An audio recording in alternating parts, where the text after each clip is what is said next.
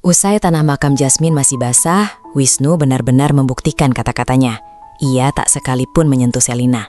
Baginya, bayi itu bukanlah anugerah, melainkan pengingat akan hilangnya nyawa wanita yang ia cintai.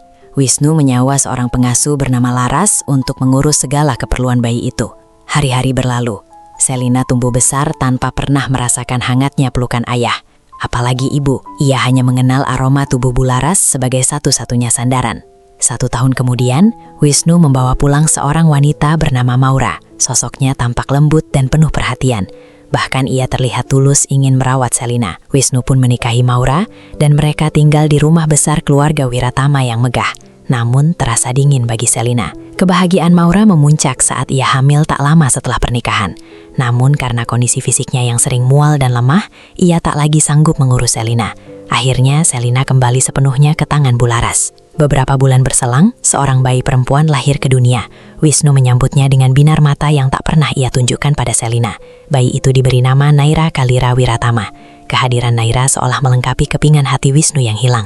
Bularas selalu merasa ada yang sesak di dadanya setiap kali melihat perlakuan keluarga itu terhadap Selina. Perbedaan itu semakin nyata saat ulang tahun Selina yang ketiga. Secara kebetulan, tanggal lahir Selina sama dengan adik tirinya Naira. Sebuah pesta besar digelar di kediaman Wiratama. Balon-balon berwarna pastel dan kue bertingkat menghiasi ruangan. Namun, pusat perhatian hanya tertuju pada satu anak. "Lihat Naira sayang, kamu cantik sekali hari ini," ucap Maura sambil menciumi Naira yang berada di gendongan Wisnu. Wisnu tertawa lebar, wajahnya tampak begitu cerah. Sementara itu, di sudut ruangan yang remang, Selina berdiri diam. Ia hanya memandangi keramaian itu dengan tatapan kosong. Tak ada gaun baru, tak ada pelukan hangat. Hanya ada Bularas yang menggenggam tangannya erat. "Sabar ya nak," bisik Bularas seraya mengusap rambut Selina. Air mata wanita tua itu hampir jatuh. "Semoga kamu beruntung dalam hal apapun di masa depan nanti. Tuhan bersamamu." Tahun demi tahun berganti. Selina tumbuh menjadi gadis yang cantik. Namun ada sesuatu yang mengusik hati Bularas. Selina tak pernah tersenyum. Wajahnya datar, seolah emosinya telah mati sebelum sempat berkembang. Pernah suatu ketika, Naira merebut mainan Selina hingga rusak. Maura yang melihat hal itu justru membela Naira dan memarahi Selina habis-habisan. "Kamu itu kakak, kenapa tidak mau mengalah pada adikmu sendiri?" bentak Maura. Selina hanya menatap Maura tanpa ekspresi. Tidak ada tangis, tidak ada amarah, tidak ada pembelaan diri. Ia hanya diam, seolah jiwanya sedang berada di tempat lain. Bularas yang tak tega segera menarik Selina pergi, membawanya jauh dari amarah ibu tirinya. Selina disekolahkan di sebuah SD elit. Walau Wisnu membencinya, ego dan nama besar Wiratama membuatnya tetap ingin Selina menjadi penerus perusahaan. Di sekolah, Selina menjadi sosok yang misterius. Ia jarang bicara, tak punya teman, dan tak peduli dengan siapapun di sekelilingnya. Ia adalah bayangan di tengah keramaian. Memasuki masa SMP, sikap dingin Selina semakin menjadi-jadi. Maura sering dibuat jengkel oleh sikap Selina yang seolah menganggap dunia ini tidak ada. "Selina, apa kamu tidak punya mulut untuk sekadar menyapa?" sindir Maura saat Selina pulang sekolah. Tanpa membantah, Selina tetap patuh. Ia mendekat, mencium tangan Maura secara formal, lalu masuk ke kamarnya tanpa sepatah kata pun. Bahkan ketika Naira bertingkah menyebalkan dan memprovokasinya, Selina tetap bersikap biasa saja. Kesabarannya bukan karena ia baik, melainkan karena ia merasa tidak ada yang berharga untuk diperjuangkan di rumah itu. Namun, ketenangan itu mulai terusik saat mereka berdua memasuki masa SMA di sekolah yang sama. Di sanalah, drama dan konflik yang sesungguhnya mulai menampakkan taringnya.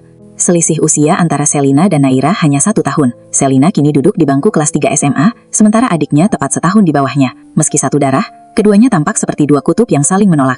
Pagi itu, mobil mewah keluarga Wiratama berhenti di depan gerbang sekolah. Begitu pintu terbuka, hawa dingin seolah menguar dari sosok Selina. "Lo tuh bisa senyum dikit gak sih, Kak?" cetus Naira ketus sambil melompat turun dari mobil. Ia muak melihat wajah kakaknya yang selalu seperti batu. Selina berhenti melangkah, menoleh sedikit tanpa emosi. "Kenapa sikap gue masih jadi masalah buat lo? Gue emang begini, gak bisa senyum.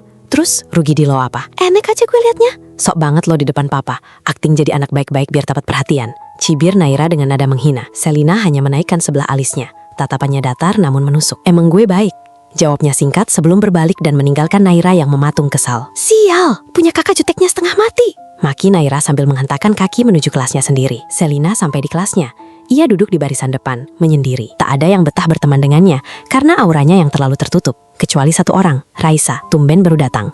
Ucap Selina datar, bahkan tanpa menoleh saat mendengar derap langkah yang sangat ia kenali. "Macet parah gila," keluh Raisa sambil mengempaskan tasnya dan buru-buru membuka buku pelajaran. "Lo nggak ngerjain PR lagi?"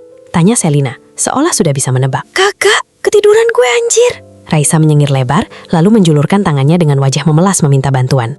Selina menghela napas panjang, namun tangannya merogoh tas dan memberikan bukunya tanpa banyak bicara. Sumpah lo penyelamat gue. Thanks, Sel, ucap Raisa girang. Jemarinya mulai menari cepat menyalin jawaban. Sambil menunggu Raisa, Selina mengalihkan pandangannya keluar jendela. Matanya tertuju pada lapangan basket yang mulai riuh oleh murid-murid kelas olahraga. Di sana, di tengah kerumunan, ada Arjuna, laki-laki tertampan di sekolah, yang entah kenapa selalu melemparkan senyum padanya setiap ada kesempatan. Namun, Selina tetaplah Selina. Ia melipat tangan di dada, menatap Arjuna tanpa ekspresi sedikit pun, seolah senyum pemuda itu hanyalah angin lalu. Lo liatin si Arjuna lagi ya? Goda Raisa tanpa mengalihkan pandangannya dari buku. Gumam Selina singkat. Kenapa nggak pacaran aja sih? Dia jelas-jelas suka sama lo. Gue nggak punya waktu buat itu. Gue cuma mau lulus dengan nilai terbaik, dapat beasiswa, terus kuliah. Gue ingin keluar dari rumah terkutuk itu secepat mungkin. Ucap Selina, nada suaranya mendadak berat dan penuh luka. Raisa menghentikan aktivitas menulisnya sebentar. Papa lo masih nggak pernah nanya kabar lo? Nggak pernah? Sekalipun nggak pernah. Gue bahkan heran kenapa dia masih mau bayarin sekolah gue. Sahut Selina getir. Raisa meletakkan pulpennya, menatap sahabatnya dengan iba. Kok bisa ya? Ada seorang ayah yang gak pernah nanya kabar anaknya selama bertahun-tahun. Dan lo kok bisa kuat banget, Sel? Gue gak mau miskin. Makanya gue bertahan di rumah itu sampai sekarang. Jawab Selina jujur, sebuah mekanisme pertahanan diri yang pahit. Bularas masih ada? Tanya Raisa lagi. Masih? Dia sudah tua, Raisa. Gue takut kehilangan dia. Suara Selina sedikit melunak saat menyebut nama pengasuhnya. Dia baik banget ya. Rela gak nikah lagi demi urus lo dari bayi. Puji Raisa. Anak kandungnya meninggal pas dia melahirkan. Dia itu ibu susu gue. Secara fisik dan batin, gue anggap dia ibu kandung gue sendiri. Tutur Selina. Usianya berapa sekarang? Mungkin 40 tahun lebih.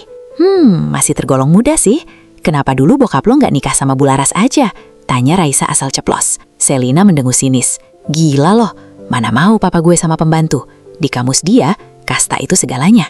Tapi Bularas cantik loh. Raisa bersikeras. Udah ah, jangan bahas itu lagi. Buruan kerjain PR-nya. Malah gibah, tegur Selina, meski dalam hatinya ia membenarkan kata-kata sahabatnya. Tak lama kemudian bel berbunyi dan guru memasuki kelas. Ruangan hening, namun pikiran Selina tetap berkelana pada satu hal. Kapan penderitaannya di rumah itu akan berakhir? Like dan subscribe channel ini, juga komen biar Mimin semangat guys. Terima kasih sudah menonton sampai habis. Tunggu episode selanjutnya.